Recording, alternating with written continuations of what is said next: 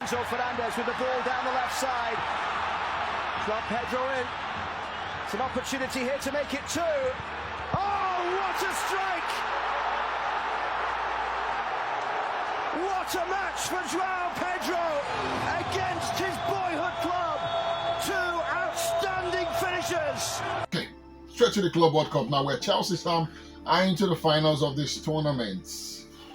Was this something we had envisaged? Or this is just... Did you see this coming though? You know, I was actually hacked down by a Chelsea fan as I was coming from the house this morning. I mean, he was so excited about Chelsea making it to the finals. He had actually told me that Chelsea will be playing in the finals of the CAF, the World Club World Cup, okay? FIFA Club World Cup. Maybe I didn't see that at the time.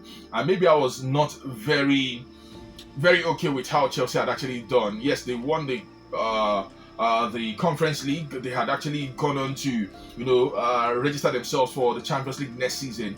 But I actually thought the FIFA Club World Cup would be maybe it's hard too high, for them to play. But they're playing in the final. Doesn't mean they've won it just yet. But I mean, so far they've been convincing, especially with the acquisition of João Pedro. I've always been very opinionated about Chelsea getting a striker that will lead them, and I think I saw that striker in João Pedro yesterday. The way he put himself, the way he played, the way he drops down, the way he's able to help the team, his runs from the flanks and in between lines, the fact that he's able to connect, the fact that he's not as aggressive as Liandela, but I mean, he's just as efficient as you would want a striker to be. His pattern for goal is top notch. I think Chelsea have got themselves, a fantastic player. I mean, yesterday I saw a different Chelsea team, and it's going to be interesting to see them next season. But like I said, it doesn't mean Chelsea is will be winning the tournament. I'm not putting my money on Chelsea to win the tournament. But then so far they've done a world of good for themselves by playing in the finals of the FIFA Club World Cup, especially winning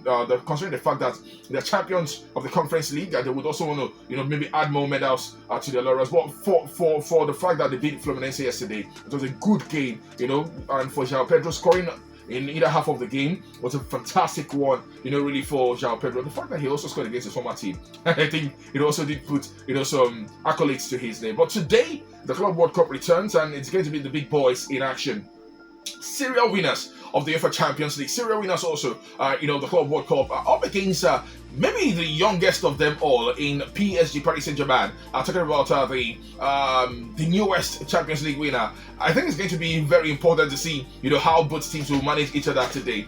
For PSG, they're a team that is blessed with so much. The confidence is just on another level these days. And for Real Madrid, they've not been at the imperial best, but then they've been able to get the job done, regardless. Playing in the semi-finals is going to afford Xabi Alonso the opportunity to test himself against real opponents, and PSG certainly would, be that opponent. Let's see, eventually how it goes. It's Ousmane Dembele against Vinicius Junior. It's Desire Doe, against Kylian Mbappe. It's Mbappe returning or playing against his former team. I think the euphoria is just high, for the semi-final of this magnitude. And to the crowd I saw yesterday, I would say let's do that again today, because I think it did give us the energy we've always been looking for at the FIFA Club World Cup. We've always complained about patches of empty seats here and there, but yesterday it was at the MetLife stadium. It was a packed stadium, and I want to see that again at the MetLife Stadium today. Okay, so big one there for the club board for the teams involved. PSG versus Real Madrid. Wow, that would be a cracker, definitely. But then your money's on PSG too. My money's on PSG to make this based on current form. Based on current form and how I've seen them play so far in the competition. Yeah, but I wouldn't be surprised if Real Madrid, the more experienced team.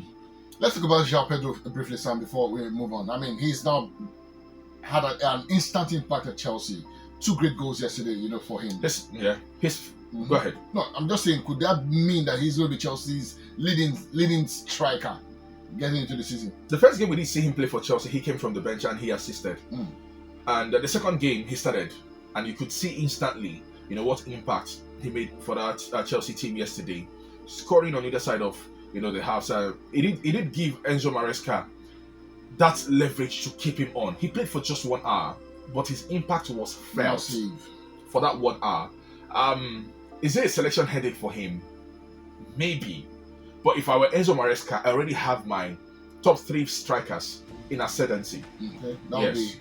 That would be